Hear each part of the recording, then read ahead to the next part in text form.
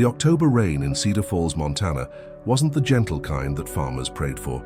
It was the merciless, bone-chilling type that turned dirt roads into muddy rivers and made even the strongest people question their decisions. Sarah Martinez clutched her 3-month-old daughter Emma closer to her chest as she stumbled down Main Street, her worn sneakers slipping on the wet pavement. The baby's cries mixed with the sound of raindrops hitting the cracked sidewalk, creating a symphony of desperation that seemed to echo off the empty storefronts. Most businesses had closed early due to the storm, their neon signs flickering like dying stars against the grey afternoon sky. Sarah's thin jacket, a faded denim piece she'd bought at a thrift store 2 years ago, offered little protection against the relentless downpour. "Shh, mi amor, we're almost there," she whispered to Emma in Spanish, the language of her childhood that always surfaced when her emotions ran high, but she wasn't sure where there was anymore. The motel room she'd called home for the past 2 weeks was no longer an option. The $23 in her wallet wouldn't cover another night, and the manager had made it clear that her time was up.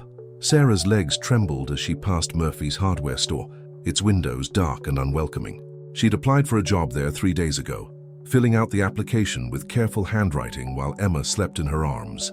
The owner, a gruff man with calloused hands, had looked at her with a mixture of pity and suspicion before saying he'd think about it. She knew that was small-town code for don't hold your breath. The weight of her situation pressed down on her shoulders like the storm clouds overhead. 6 months ago, she'd been working double shifts at a diner in Phoenix, saving every penny for a better life. Then came the eviction notice, followed by the news that her mother, the only family she had left, had suffered a stroke back in Chicago. The decision to leave Arizona had seemed logical at the time. Use her savings to travel north, find work in a smaller town where the cost of living was lower, and somehow make it work. But logic and reality rarely aligned when you were 24, alone, and responsible for a baby whose father had disappeared the moment he learned about the pregnancy. Emma's cries grew louder, cutting through Sarah's thoughts like a knife. The baby was hungry. It had been 4 hours since her last feeding, and Sarah knew she couldn't delay much longer. She quickened her pace, her feet squelching in the growing puddles that reflected the dim streetlights beginning to flicker on. "Just a little further, sweetheart," she murmured, though she wasn't sure if she was talking to Emma or herself. The bus station was still 6 blocks away, and she'd heard there was a family shelter in the next town over. If she could just make it there, maybe they'd have space for one more lost soul.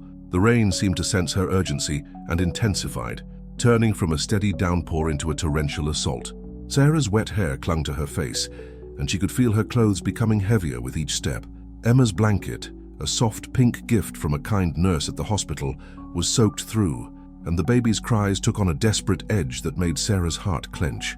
She was passing the Cedar Falls feed and supply when her vision began to blur. The lack of food, the stress, the constant worry, it all crashed over her like a wave. She'd eaten nothing but a package of crackers and a cup of coffee in the past day, spending her last few dollars on formula for Emma instead of food for herself. The world tilted sideways and Sarah felt her knees buckle. She clutched Emma tighter, her maternal instincts overriding everything else as she realized she was falling. The wet pavement rushed up to meet her, and she twisted her body at the last second, ensuring that Emma would land on top of her rather than hitting the ground. The impact sent shockwaves through her body, but she held on to her daughter with every ounce of strength she had left. Emma's cries pierced the air, and Sarah could taste blood where she'd bitten her lip. The rain continued to fall, soaking through her already wet clothes and pooling around her on the sidewalk. "Help," she whispered, but her voice was barely audible above the storm. "Please, someone help." She tried to sit up, but dizziness washed over her again. Her arms felt like lead, and she could feel her grip on Emma loosening despite her best efforts. Panic set in as she realized she might not be able to protect her daughter much longer. That's when she heard the steady sound of boots on wet pavement, measured and purposeful. Through the haze of rain and exhaustion, she saw a figure approaching, tall, broad-shouldered, wearing a dark cowboy hat that seemed to shed water like it was made for this exact situation. The man moved with quiet confidence, his steps never faltering despite the treacherous conditions. He wore a brown leather jacket that looked like it had seen its share of storms, and his jeans were tucked into well-worn boots that spoke of long days and honest work. Without saying a word, he knelt beside Sarah, his weathered hands steady as he assessed the situation. His eyes, a deep brown that reminded her of coffee on a cold morning, met hers with an intensity that was both gentle and determined. "Ma'am," he said, his voice low and gravelly, carrying the subtle drawl that marked him as a native of Big Sky country. "You're going to be all right." Before Sarah could respond, before she could even process what was happening, the cowboy was shrugging out of his jacket. The movement was fluid, practiced, like he'd done this 100 times before. He didn't hesitate, didn't ask questions, didn't demand explanations. He simply took off his coat without a word and wrapped it around Sarah and Emma, creating a shelter from the storm that felt like the first safe space Sarah had known in months. The jacket was warm, carrying the scent of leather and something uniquely masculine, cedar perhaps, or the faint trace of wood smoke. It was large enough to cover both mother and child, and Sarah felt tears mixing with the rain on her cheeks as she realized that someone, a complete stranger, had just offered her kindness without expecting anything in return. "Thank you," she managed to whisper, her voice breaking. The cowboy's response was to gently lift Emma from Sarah's arms, cradling the baby with a tenderness that seemed at odds with his rugged appearance. Emma's cries began to quiet, as if she sensed the strength and security in this stranger's embrace. "Let's get you both out of this rain," he said, his tone matter-of-fact but not unkind. "My truck's right over there."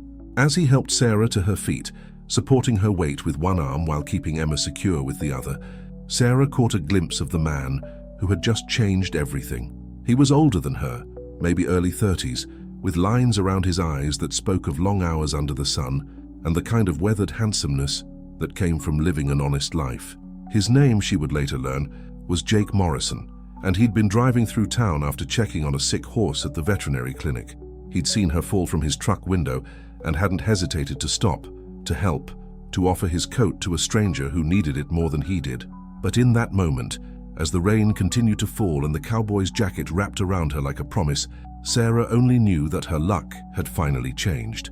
Sometimes, salvation came in the form of a quiet man who believed in doing the right thing, even when no one was watching. Jake Morrison's truck was a 1998 Ford F-250, forest green with enough rust around the wheel wells to tell stories of Montana winters and muddy ranch work.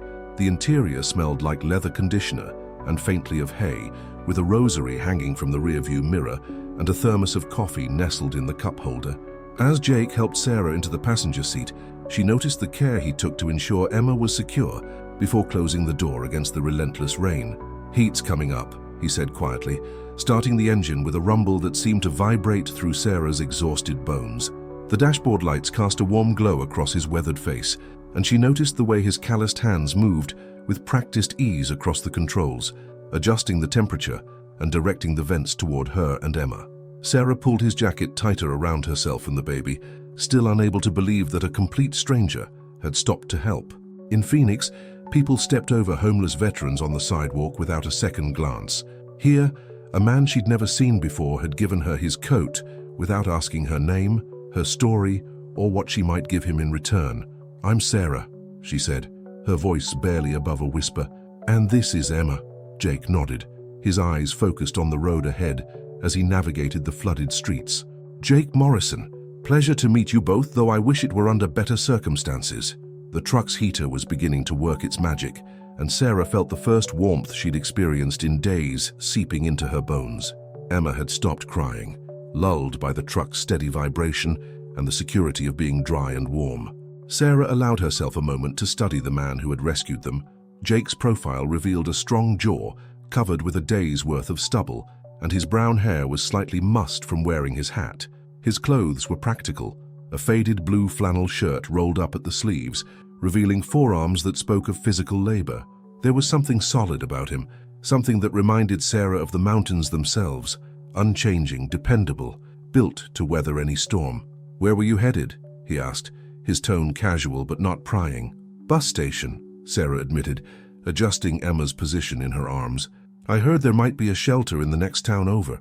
Jake was quiet for a moment, and Sarah could see him processing this information.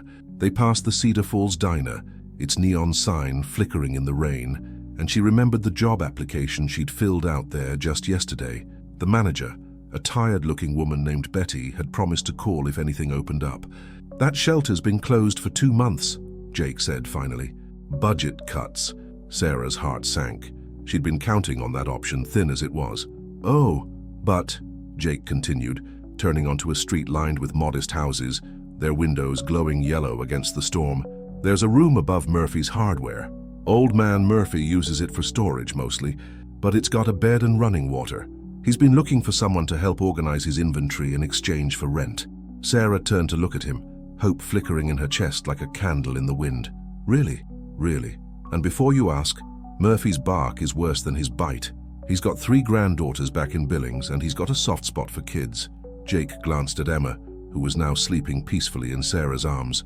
Plus, he needs the help. His arthritis has been acting up something fierce.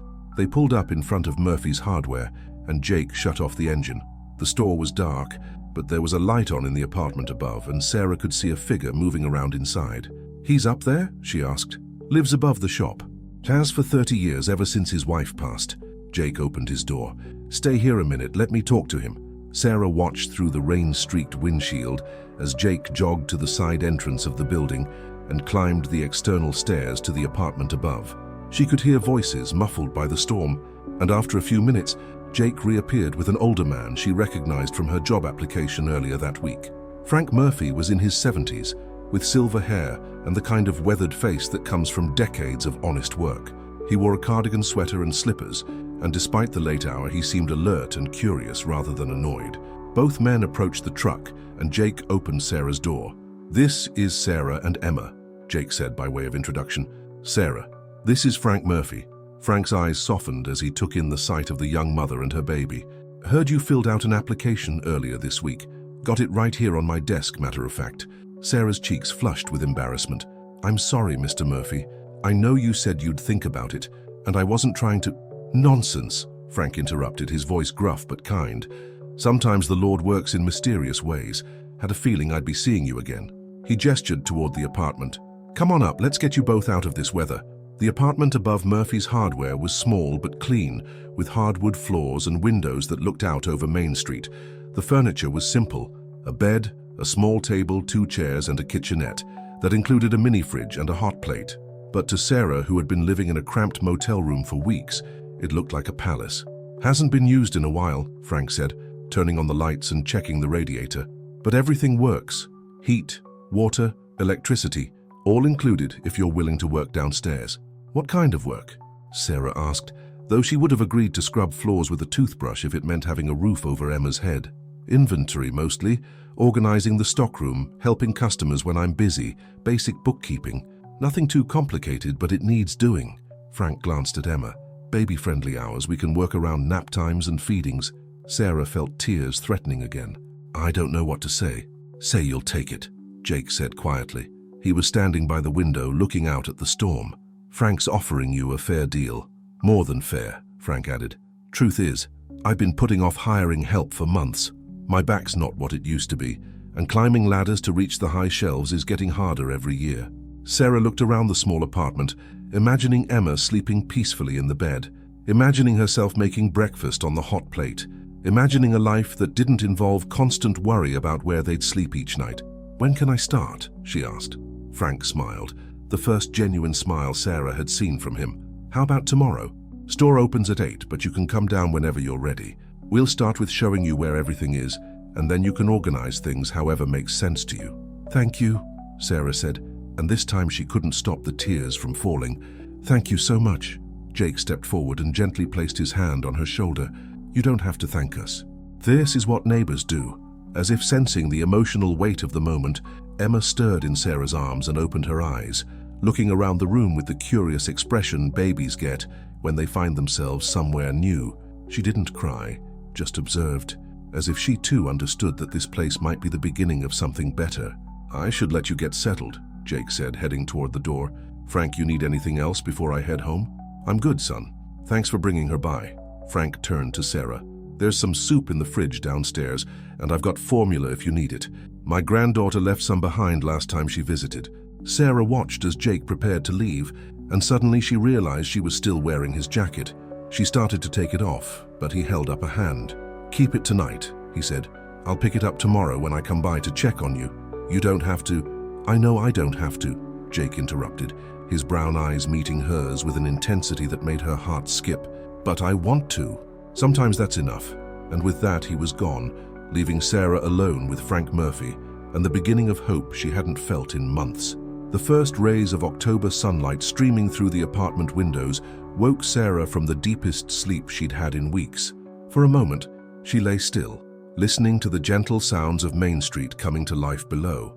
The distant rumble of delivery trucks, the cheerful chime of the post office door, the friendly greetings between early morning commuters who'd known each other for decades.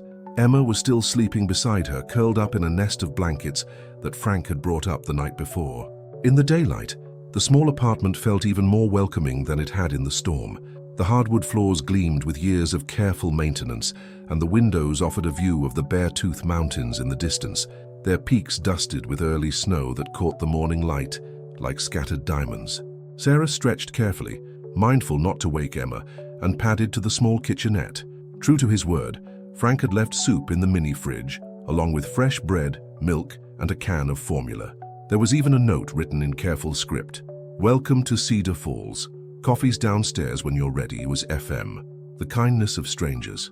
It was something Sarah had read about in books, but never experienced firsthand until yesterday. In Phoenix, she'd been just another face in the crowd, struggling to make ends meet in a city that seemed designed to chew up people like her and spit them out. Here, two men she'd never met had offered her not just help but hope. She was making coffee on the hot plate when she heard footsteps on the stairs outside. A gentle knock followed, and Frank's voice called out, "Sarah, you awake? Come in," she called back, wrapping Jake's jacket around her shoulders. She'd slept in it, finding comfort in the lingering scent of leather and cedar. Frank entered with a tray containing a steaming mug of coffee, a plate of scrambled eggs, and what looked like homemade biscuits.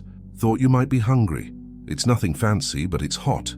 Sarah's stomach growled audibly at the sight of real food. "Mr. Murphy, you don't have to—" "Frank," he corrected gently, "and I don't have to do anything except what feels right. My Martha always said that taking care of people was the best investment you could make." He set the tray on the small table and glanced at Emma, who was beginning to stir. "Beautiful baby. Looks like she's got your eyes." Sarah felt a warmth spread through her chest that had nothing to do with the coffee. "She's a good sleeper usually. I was worried she might keep you up. These old ears don't work as well as they used to," Frank said with a smile. "Besides, I've missed having young voices in the building. Gets too quiet sometimes." They were interrupted by the sound of boots on the stairs, followed by another knock. Frank went to answer it, and Sarah heard Jake's familiar voice. "Morning, Frank. Thought I'd check on our new neighbor." Jake entered, removing his hat and nodding to Sarah. He looked different in the morning light, less like a mysterious savior and more like a man who worked with his hands and took care of business. His flannel shirt was crisp and clean, and his jeans were worn but well maintained. He carried a paper bag from the local bakery. "Morning," he said to Sarah, his brown eyes serious but warm. "How did you sleep?" "Better than I have in weeks," she admitted, then gestured to his jacket. "I should give this back to you." Jake waved off her concern. "Keep it as long as you need it. I brought something for the baby." He held up the bakery bag. "Thought you might need some proper food for breakfast." Emma chose that moment to wake up, her clear blue eyes focusing on the three adults with the curious attention of a baby who was well rested and safe. She didn't cry, just made the soft, cooing sounds that meant she was content. "May I?" Jake asked, and when Sarah nodded, he lifted Emma from the bed with the same gentle confidence he'd shown the night before. The baby settled into his arms immediately, one small hand grasping at his shirt. "You're a natural," Frank observed. "Been around many babies." "My sister's got 3, Jake replied, his voice taking on a softer quality as he spoke to Emma. "This one's prettier than all of them combined, though." Sarah felt something flutter in her chest as she watched this quiet, strong man holding her daughter. There was no awkwardness, no masculine discomfort with the task. He simply held Emma as if it were the most natural thing in the world. "So," Frank said, pouring himself a cup of coffee from the pot downstairs, "ready to see what you're getting yourself into?" The next hour was a revelation. Murphy's Hardware was a maze of organized chaos that had been decades in the making. The main floor was divided into sections: plumbing, electrical, gardening, tools. But within each section, items were arranged according to a system that seemed to exist only in Frank's mind. The stockroom was even more challenging, with boxes stacked floor to ceiling and inventory lists that hadn't been updated in years. "I know it looks intimidating," Frank said, gesturing at the maze of merchandise, "but there's a method to the madness." Sort of. Sarah walked through the aisles, Emma in her arms, taking in the scope of the project. It was daunting but also exciting. She'd always been good at organizing, at finding patterns and creating systems. In Phoenix, she'd helped reorganize the diner's supply closet in her spare time, turning a chaotic mess into a model of efficiency. "Where do you want me to start?" she asked. "Wherever makes sense to you," Frank replied. "Jake here is our best customer, so he might have some ideas about what folks actually need versus what we just have." Jake, who had been examining a display of weathered fence posts, looked up. "The main thing is making sure people can find what they need. Right now the deck screws are in 3 different places, and I've seen customers give up and go to the big box store in Belozed rather than hunt for basic supplies." "That's a problem," Sarah agreed. "What if we start with the most commonly requested items? Create a system where related products are grouped together with clear signage." Frank's eyes lit up. "Now you're talking. My back's been telling me for years that I needed to reorganize, but I never knew where to start." They spent the morning going through the store, with Jake pointing out the items that moved fastest and Frank sharing stories about the quirks of Cedar Falls customers. Mrs. Henderson only bought paint in 1-quart cans because she changed her mind about colors frequently. The Kowalski brothers from the Double K Ranch bought nails by the case but always needed to inspect each box personally. Tommy Reeves, the local handyman, had a standing order for specific size bolts that he picked up every 3rd Thursday. As they worked, Sarah found herself relaxing in a way she hadn't in months. The work was physical but not overwhelming, and both men seemed genuinely interested in her ideas. More importantly, they included Emma in their conversations, with Frank making silly faces at the baby and Jake carrying her when Sarah's arms got tired. "You're good at this," Jake said as they took a break for lunch. Sarah had created a preliminary layout for the main floor that would group related items together while maintaining Frank's preferred traffic flow. "I like solving puzzles," Sarah replied, "and this is a really big puzzle." "Well, you're solving it better than I ever could," Frank said, studying her diagram. "This makes sense. I can see where everything goes." That afternoon, as Sarah began the actual work of reorganizing the first section, she realized something had changed. Not just her circumstances, but something deeper. For the first time in months, she felt useful, not just as a mother to Emma, but as a person with skills and ideas that mattered. Jake stayed until late afternoon, helping move heavy boxes and offering quiet encouragement. When he finally prepared to leave, he lingered at the door. "You're doing good work," he said simply. "Frank's lucky to have you." "I'm the lucky one," Sarah replied. "I can't believe this is really happening." "It's happening because you're making it happen," Jake said. "I'll stop by tomorrow, see how the reorganization is going." As his truck pulled away, Sarah stood in the doorway of Murphy's Hardware, Emma in her arms, watching the sun set over the mountains. 24 hours ago, she'd been collapsed on the sidewalk in the rain, with no idea where her next meal would come from. Now she had a job, a place to live, and something she'd almost forgotten existed, a future. 3 weeks into her new life in Cedar Falls, Sarah had found a rhythm that felt almost like normalcy. The early morning feeding with Emma, coffee with Frank downstairs, then hours of satisfying work reorganizing the hardware store. The project was progressing faster than anyone had expected, and customers were already commenting on how much easier it was to find what they needed. Jake had become a regular fixture in the store, stopping by most days after his work at the Morrison Ranch, a sprawling cattle operation that had been in his family for 4 generations. He'd help move heavy inventory, test Sarah's new organizational system by looking for various items, and often stayed for dinner that Frank would prepare in the small kitchen behind the store. It was during one of these peaceful evenings that Sarah's phone rang. She was feeding Emma in the apartment upstairs, watching the last light fade from the mountains, when the unknown number flashed on her screen. For a moment, she considered not answering. Most calls from unfamiliar numbers were telemarketers or debt collectors, but something made her swipe to accept. "Hello, Sarah? Thank God. I've been trying to reach you for weeks." The voice made her stomach drop. It was her mother's neighbor from Phoenix, Mrs. Rodriguez, and she sounded frantic. "Mrs. Rodriguez? What's wrong?" "It's about your mother, Mija. She's been asking for you. The doctors in Chicago, they say she's not improving the way they hoped. She keeps asking when you're coming to visit." Sarah's heart clenched. She'd left Phoenix with the intention of making enough money to visit her mother after getting settled. The stroke had been severe, and long-distance phone calls had been difficult because of her mother's speech problems. But Chicago was still hundreds of miles away, and she had no savings, no car, no way to make the trip. "How is she really?" Sarah asked, moving to the window so she could see the lights of the store below. "Not good, Mija. The doctors say she's stable, but she's not herself. She's confused most of the time, and when she's lucid, she cries because she can't understand why you haven't come." Sarah felt tears threatening. "I want to see her." "I've been trying to save money for a bus ticket, but there's something else," Mrs. Rodriguez interrupted. "That man came by again, the one who was looking for you before." Sarah's blood ran cold. "Miguel?" "Yes, he knows you're not in Phoenix anymore. He's been asking questions about where you went, about the baby. He seemed angry." Miguel Santos, Emma's father, the man who'd claimed to love Sarah until the moment she told him she was pregnant, then disappeared for 48 hours before returning to suggest she take care of the problem, or she'd be doing it alone. Sarah had chosen to do it alone, but the fear of Miguel's unpredictable temper had been one of the reasons she'd left Phoenix. "Did you tell him anything?" Sarah asked, instinctively holding Emma closer. "Of course not, but he's persistent. He even went to your old job at the diner. The manager there said he was asking about unemployment benefits, about where you might have gone for work."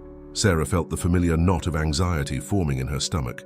Miguel had never shown any interest in being a father, but he had shown interest in controlling her. When she'd told him she was leaving Phoenix, he'd first tried to convince her to stay, then threatened to make sure she regretted it if she did. "I need to think about this," Sarah said, her voice barely above a whisper. "Be careful, Mija. I don't trust that man, and maybe you should try to see your mother soon, while you still can." After the call ended, Sarah sat in the growing darkness of the apartment, Emma sleeping peacefully in her arms. The security she'd felt building over the past weeks suddenly seemed fragile, like a house of cards that could be knocked down by a single wrong move. She was still sitting there when she heard footsteps on the stairs. Frank's voice called out, "Sarah, you missed dinner. I saved you a plate." "Come in," she called back, trying to keep her voice steady. Frank entered with a covered plate and immediately noticed her distress. "What's wrong?" Before Sarah could answer, Jake appeared in the doorway. "Saw your light on. Everything okay?" Sarah looked at these two men who had become her safety net, her lifeline to a better life, and felt the weight of her complicated past pressing down on her. "I need to tell you both something," she said slowly, "about where I came from, about Emma's father." They sat around the small table, the untouched dinner growing cold, as Sarah told them about Miguel, about his temper, his possessiveness, his complete abandonment when she'd needed him most, about the fear that had followed her from Phoenix, the worry that he might someday decide he wanted to be part of Emma's life, but only on his terms. "He's been looking for me," she concluded, "and my mother in Chicago is getting worse. I don't know what to do." Jake was quiet for a long moment, his jaw set in a way that made him look younger and more vulnerable. "This Miguel," he said finally, "is he dangerous?" Sarah considered the question. "I don't think he'd hurt Emma, but he's unpredictable. When he's angry, he can be intimidating, and he doesn't like it when people don't do what he wants." "Have you been in contact with him since you left Phoenix?" Frank asked. "No, I changed my number and I've been careful about where I work. But if he's really looking..." She trailed off, imagining Miguel somehow finding his way to Cedar Falls, disrupting the fragile peace she'd built. Jake stood up abruptly, pacing to the window. "You can't live in fear," he said. "And you can't let fear keep you from seeing your mother." "I can't afford to go to Chicago," Sarah said. "Even if I could, I don't have a car, and I can't take Emma on a bus for that long." "I'll drive you," Jake said, turning back to face her. "It's only 8 hours. We could make it a long weekend." Sarah stared at him. "Jake, you can't just..." "Why not?" he interrupted. "My truck's reliable, and I've got vacation time I've been meaning to use. Your mother is sick, Sarah. Some things are more important than worry about what might happen." Frank nodded slowly. "The boy's right. And as for this Miguel character, well, that's what we have phones for. If he shows up here, we'll know about it." "You don't understand," Sarah said. "He's not just some ex-boyfriend. He's Emma's father. If he wanted to make trouble, claim parental rights, then we'll deal with it," Jake said firmly. "All of us. But you can't make decisions based on fear of what might happen. You'll drive yourself crazy." Emma stirred in Sarah's arms, making the small sounds that meant she was waking up. Sarah looked down at her daughter's peaceful face and felt the familiar surge of protectiveness that had driven every decision she'd made since leaving Phoenix. "I don't want to bring trouble to you," she said quietly. "You're not bringing trouble," Frank said. "You're bringing life to this place, to both of us, and life is messy sometimes." Jake returned to the table, his expression serious but determined. "We leave Thursday morning. I'll call ahead to make sure the truck's ready for the trip. We'll spend 2 days in Chicago, then drive back Sunday. That gives you time with your mother and gets you back here before anything can go wrong." Sarah felt tears starting again, but this time they were from gratitude rather than fear. "Why are you doing this, both of you?" "Because it's the right thing to do," Jake said simply. "And because you're not alone anymore." Frank reached across the table and patted her hand. "That's what family does for each other. Family." The word hit Sarah like a revelation. Somewhere in the past 3 weeks, without her realizing it, she'd stopped being a stranger passing through and started being part of something bigger. Frank, with his gruff kindness, and Jake with his quiet strength, had become the family she'd never had. "Okay," she said, her voice stronger than it had been all evening. "Let's go to Chicago." As they made plans for the trip, Sarah felt the familiar flutter of anxiety in her stomach. But for the first time in months, it was mixed with something else: hope. Whatever challenges lay ahead, she wouldn't face them alone. The drive to Chicago began before dawn on Thursday morning, with Jake loading the truck while Sarah fed Emma one last time in the apartment. Frank had packed enough snacks and coffee to feed a small army, muttering about highway robbery at gas stations and the importance of being prepared. As they pulled away from Cedar Falls, the sun was just beginning to paint the mountains in shades of gold and pink. "Nervous?" Jake asked as they merged onto I-90, his hands steady on the wheel. Sarah shifted Emma in her arms, watching the familiar landscape of Montana rolling past the windows. "Terrified?" she admitted. "I haven't seen my mother since before Emma was born. I don't know how much she'll understand, or if she'll even recognize us." The drive gave them time to talk in a way they hadn't before. Away from the daily routine of the hardware store, away from Frank's gentle supervision, Sarah and Jake found themselves sharing stories about their childhoods, their dreams, their fears. Jake told her about growing up on the ranch, about learning to ride before he could properly walk, about the weight of carrying on 4 generations of family legacy. "My dad always said the land owns you more than you own it," he said, navigating around a semi-truck loaded with lumber. "But sometimes I wonder what it would be like to just pick up and go somewhere completely different." "Like where?" Sarah asked, genuinely curious. "I don't know, maybe the coast, see the ocean, or Alaska. Help with the salmon runs up there." He glanced at her. "What about you? Before Emma, what did you want to do?" Sarah was quiet for a moment. "I wanted to be a teacher, elementary school. I was saving money for college when—" She gestured to Emma. "Life happened." "You could still do that," Jake said. "Cedar Falls Elementary is always looking for good people. The principal, Mrs. Chen, she's been trying to expand their programs." "I don't have a degree." "You could get one. There's a community college in Belozid and they have online programs. Frank would work around your schedule." The idea of going back to school, of having a real career, seemed both thrilling and impossible. "It would take years." "Years pass anyway," Jake said simply. "Might as well spend them doing something you love." They stopped for lunch in Billings, at a small diner that reminded Sarah of the one where she'd worked in Phoenix. Emma was fussy from the car ride, and Sarah walked her around the parking lot while Jake went inside to order food. That's when her phone rang. Miguel's number. Her hands shook as she answered. "Hello? Sarah, finally. Do you know how long I've been looking for you?" Miguel's voice was exactly as she remembered, smooth when he wanted something, with an underlying edge that could turn sharp without warning. "What do you want?" "I want to see my daughter." "Now you want to see her? Where were you when I was sleeping in my car? Where were you when I was working double shifts to pay for doctor visits?" "I made mistakes," Miguel said, and Sarah could hear the practiced sincerity in his voice. "I was young, scared, but I've had time to think, and I want to be part of Emma's life." Sarah watched Jake through the diner window, pointing to items on the menu and making the waitress laugh. The contrast between the two men, one who helped without being asked, one who disappeared when things got difficult, was stark. "You can't just decide to be a father when it's convenient for you," Sarah said. "I have rights, Sarah, legal rights. I've been talking to a lawyer." The threat was subtle but clear. Sarah felt the familiar knot of anxiety forming in her stomach. "What do you want?" "I want to meet my daughter. I want us to work something out. I'm willing to help financially, but I need to know where you are, what your situation is." "I'm doing fine. I heard you left Phoenix with nothing. Where are you living? How are you supporting her?" Sarah realized that Miguel was fishing for information, trying to determine if she was stable enough to care for Emma, or if he could claim she was an unfit mother. "That's none of your business." "It's my business, if it affects my daughter." "She's not your daughter," Sarah said, the words coming out harsher than she'd intended. "You gave up any claim to her when you walked away." There was silence on the other end, and when Miguel spoke again, his voice had lost its false warmth. "We'll see about that. I know you're somewhere in Montana. It's a big state, but not that big. I'll find you, Sarah, and when I do, we're going to have a very different conversation." The line went dead, and Sarah stood in the parking lot, Emma in her arms, feeling like the world had tilted sideways. She'd known this confrontation was coming, but hearing Miguel's voice, hearing the barely concealed threat in his words, made it real in a way that terrified her. Jake emerged from the diner carrying takeout bags, and his expression immediately shifted when he saw her face. "What happened?" "Miguel called." Sarah's voice was barely above a whisper. "He says he wants to be part of Emma's life. He threatened to find us." Jake set the bags on the hood of the truck and stepped closer. "What exactly did he say?" Sarah repeated the conversation, watching Jake's expression grow more serious with each detail. When she finished, he was quiet for a long moment.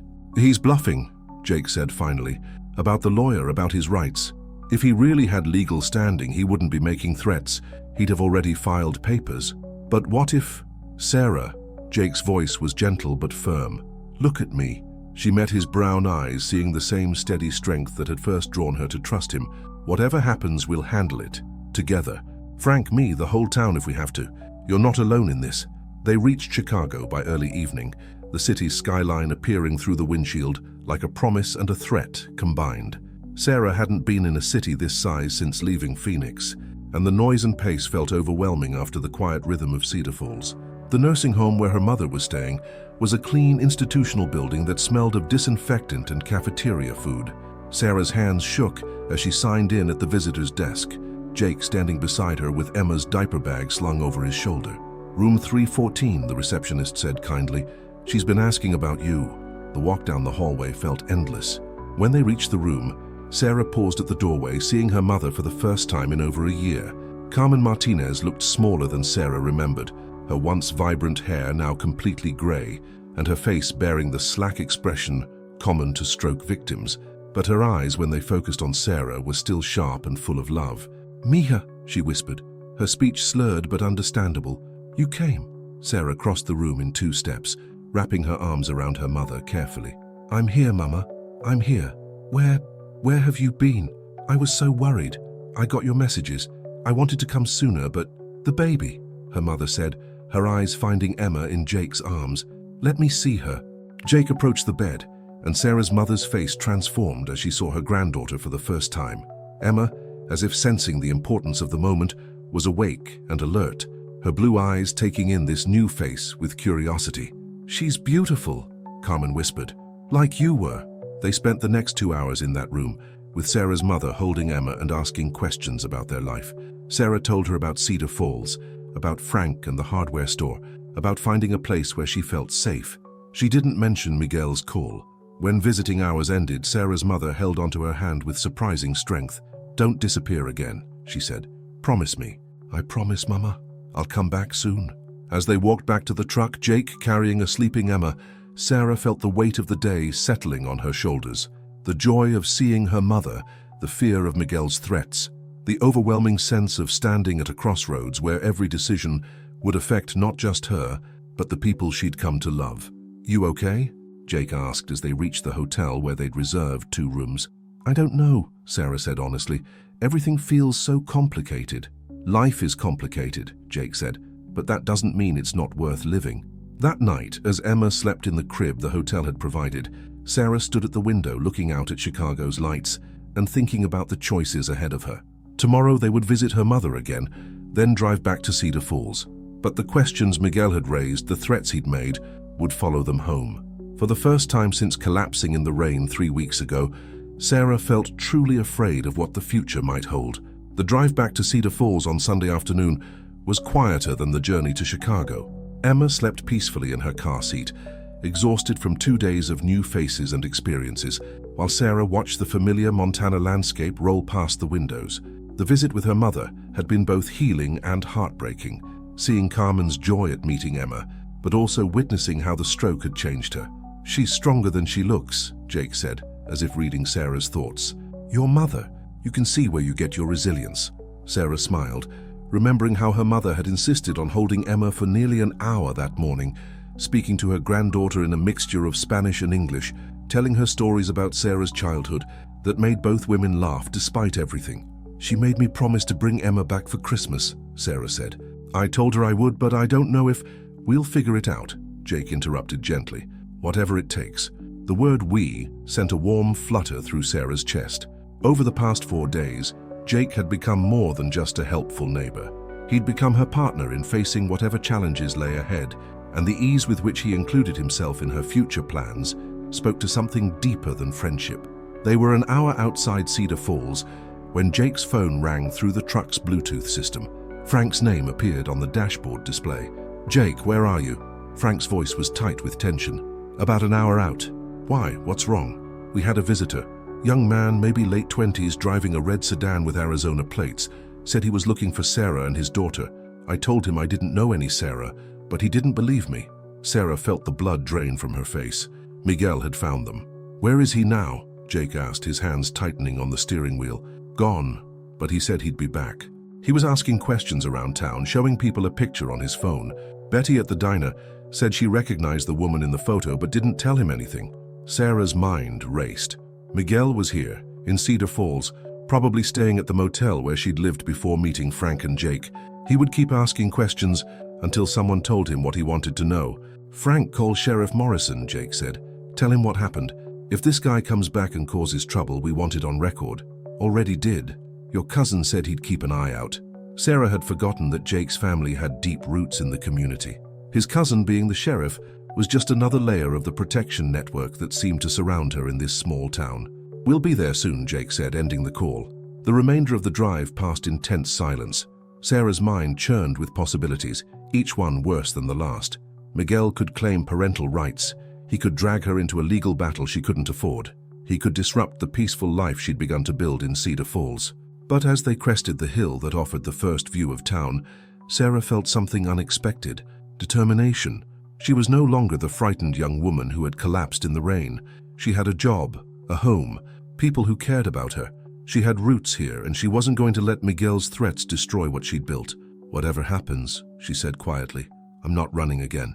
Jake glanced at her, something like pride flickering in his brown eyes. "Good. Running never solves anything anyway." They parked behind Murphy's Hardware, and Sarah was immediately enveloped in Frank's worried embrace. "Thank God you're back. I've been beside myself since that boy showed up." "Tell me exactly what happened," Sarah said, settling Emma in her carrier and preparing herself for the worst. Frank recounted Miguel's visit in detail. He'd been polite but persistent, claiming to be Emma's father and saying he just wanted to make sure his daughter was being properly cared for. When Frank had maintained his ignorance about Sarah's whereabouts, Miguel had left his phone number and a message. "Tell her I'll be at the Pineview Motel until Wednesday. After that, I'm involving lawyers." "He's giving me a deadline," Sarah said. 3 days to contact him or he escalates." "So we don't wait 3 days," Jake said firmly. "We deal with this now on our terms."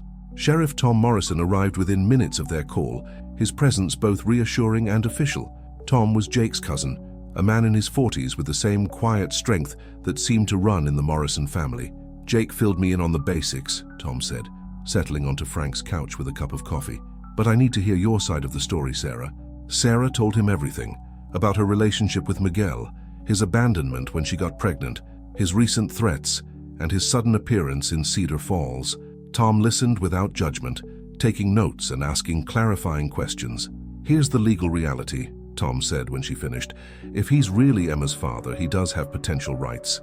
But those rights have to be established through proper legal channels, not intimidation tactics, and his abandonment for the first 3 months of Emma's life works strongly in your favor." "What do you recommend?" Jake asked. "We control the meeting. Public place, neutral ground with witnesses. Let him say his piece, but make it clear that any legal action goes through proper channels. No more threats, no more hunting you down."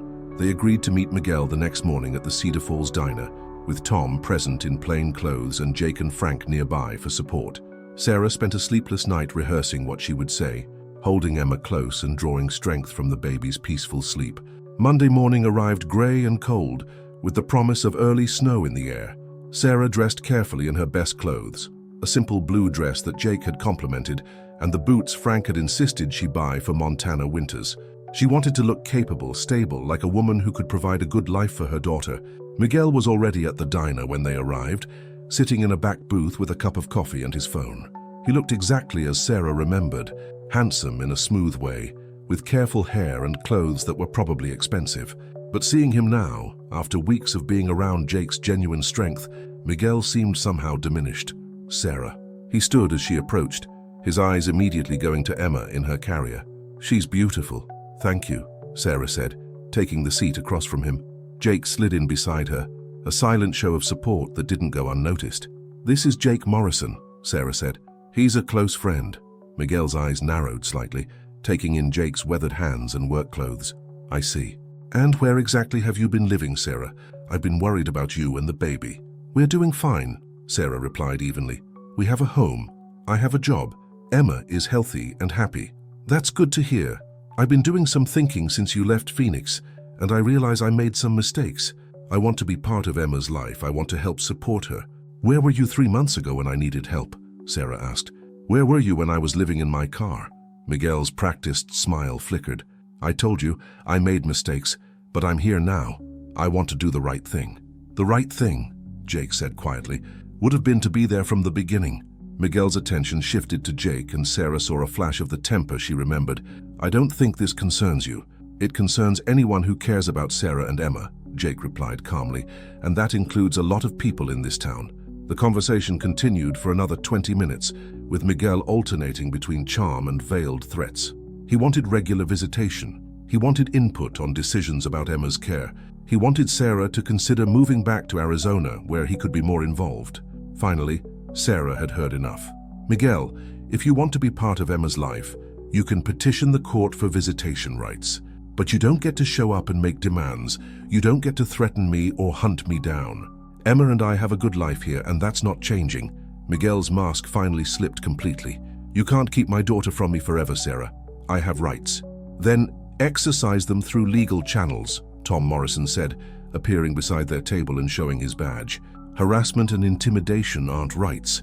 Miguel looked around the diner, suddenly aware that several locals were watching the conversation with obvious interest. In a small town, word traveled fast, and it was clear that public opinion was not on his side. "This isn't over," he said to Sarah, but the threat sounded hollow now. "Yes, it is," Sarah replied with quiet confidence. "If you want to be Emma's father, prove it. But you don't get to disrupt our lives just because you've decided you're ready to be responsible." Miguel left without another word, and Sarah watched through the diner window as his red sedan pulled away from Cedar Falls, possibly for the last time. "How do you feel?" Jake asked, his hand finding hers across the table. Sarah looked around the diner at the faces of people who had become her community. Betty refilling coffee cups, Tom Morrison ordering pie, Frank reading his newspaper in the corner booth where he came every morning. She thought about the apartment above the hardware store that had become home, about the work that gave her purpose, about the man beside her who had shown her what real love looked like. "I feel like I'm exactly where I'm supposed to be," she said. 6 months later, Sarah was enrolled in online college courses working toward her teaching degree. Emma was walking and saying her first words, "Mama, Frank," and inexplicably, "Hammer." Miguel had never followed through on his legal threats, apparently deciding that being a father required more effort than he was willing to invest. And on a warm spring evening, as Sarah organized the last of the hardware store's inventory overhaul, Jake Morrison got down on one knee in the middle of the paint aisle and asked her to marry him, with Frank grinning in the background and Emma clapping her hands from her playpen. Sometimes the best stories began with collapse, but they didn't end there. Sometimes they ended with a quiet cowboy, a coat offered without words, and the discovery that home isn't a place you find, it's a place you build, one act of kindness at a time.